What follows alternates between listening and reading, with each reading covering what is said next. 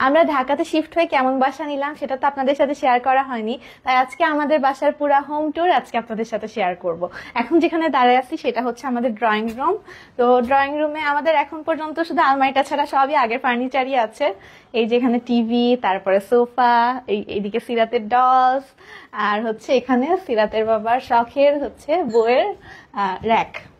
এর মধ্যে অনেক কিছু দিয়ে আমরা সাজিয়েছি, উপরেও সাজিয়েছি, যতটুকু পারছি আর কি নিজের আইডিয়া থেকে ততটুকু সাজাইছি। আর হচ্ছে আমাদের এই যে ড্রয়িং রুমটা আমাদের আরো সুন্দর করে সাজানোর ইচ্ছা আছে, আর সেই জন্যই আমরা হচ্ছে একটা সোফা কভার নিয়ে আসছি আমাদের এই সোফার জন্য। তো চলো সোফা কভারটা দেখাই। সোফা কভারটা আমরা আমাদের সোফার জন্য নিয়ে আসছি, যেহেতু মানে সোফাতে সোফা কভার লাগালে অন্যরকম একটা সুন্দর লাগে, আর এই যে ডিজাইনটা অনেক বেশি সুন্দর। তো চলো এখন একটা সোফাতে সেট করা যাক। ঠিক আছে। তুর্কির অরিজিনাল সোফা কভার নিতে চাইলে অবশ্যই ব্যাগের উপর এই ভদ্রলোকের ছবি দেখে নিতে হবে।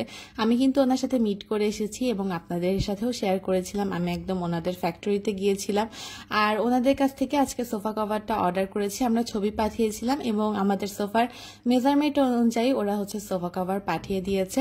আর এই সোফা কভারটা এসেছে sofa cover style by RSHT এই পেজ থেকে। স্ক্রিনে দেওয়া ঠিক এই পেজেই আপনারা এই অরিজিনাল চায়না প্রিন্টের, কোরিয়ান ভেলভেট, তারপরে হচ্ছে তুর্কির অরিজিনাল যেসব সোফা কভার হয়ে থাকে সবই পেয়ে যাবেন। আর এই সোফা কভারটার ম্যাটেরিয়াল যে এত বেশি ভালো ছিল, এত সুন্দর সফট ছিল, আর এগুলো কিন্তু সহজে নষ্ট হবে না। আর আমাদের ঘরটা কিন্তু অন্যরকম সুন্দর লাগছিল সোফা কভারটা লাগানোর পরে, মানে ঘরের পুরো লুকটাই চেঞ্জ হয়ে গিয়েছিল। এছাড়াও আরো অনেক অনেক প্রিন্টের, অনেক অনেক কালারের সোফা কভার আছে।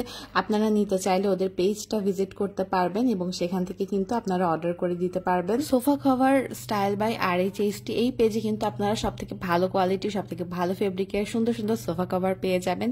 তো চলুন এখন আমরা বাসার বাকি অংশ দেখে নেই। তো চলে আসো ডাইনিং রুমে। আচ্ছা আচ্ছা সিরাত, এটা হচ্ছে আমাদের ডাইনিং রুম। এখানে হচ্ছে একটা কমন ওয়াশরুম আছে, আর হচ্ছে এই সাইডে আমরা ওয়াশিং মেশিন আর ফ্রিজ রাখছি।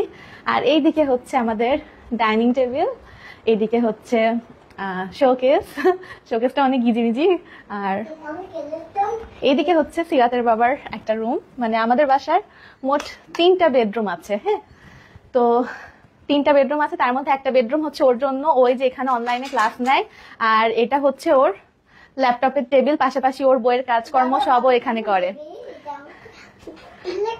হ্যাঁ, ল্যাপটপ। আর এটা হচ্ছে ওর ওয়ার্ড্রব, এর মধ্যে শুধু ওর কাপড় চোপড়িও রাখে। আর এই যে আমাদের ট্যুরে যাওয়ার লাগেজ। আর এই দুইটা হচ্ছে সিরাত সাহিরের পুরাতন কাপড় চোপড় রাখার বাক্স। আর এইদিকে কিছু জিনিস আছে যেগুলো আমরা এখনো ক্লিয়ার করতে পারি নাই স্পেসের অভাবে, এগুলো পরে আমরা হচ্ছে আস্তে আস্তে পরিষ্কার করবো। এখন হচ্ছে আমাদের রুমটাই চলে যায়। আসো। এটা হচ্ছে আমাদের ঘর, আর এই ঘরে একটা অ্যাটাচড ওয়াশরুম আছে আর একটা বড় বারান্দা আছে। সিরাত হচ্ছে ওর খেলনা টেলনা দিয়ে বারান্দা এলোমেলো করে রাখছে, তো গ্লাস লাগাই দেয়। আর হচ্ছে এটা ওয়াশরুম, আর হচ্ছে এটা হচ্ছে আমাদের নতুন আলমিরাটা। আমার এর মধ্যে শুধু আমার জিনিস থাকে, আর কারোর জিনিস থাকে না। এটা হচ্ছে সিরাত সাহিদের, এর উপরে সিরাতের বাবা অনেক কিছু এনে রাখছে, আমি গুছাইলেও ও আবার নষ্ট করে দেয়। আর এটা হচ্ছে আমার ড্রেসিং টেবিল আর আমার বিছানা। এটা হচ্ছে মাস্টার বেডরুম, সেম এই রুমের মতো আরেকটা রুম আছে, সেটা হচ্ছে আম্মুর রুম। আম্মু এখন ঘুমাইছে, আম্মুর রুম দেখাবো না। এই যে আমাদের রুমের ঠিক পাশে আম্মুর রুম এটা। আর হচ্ছে এই হচ্ছে আমাদের রান্নাঘর।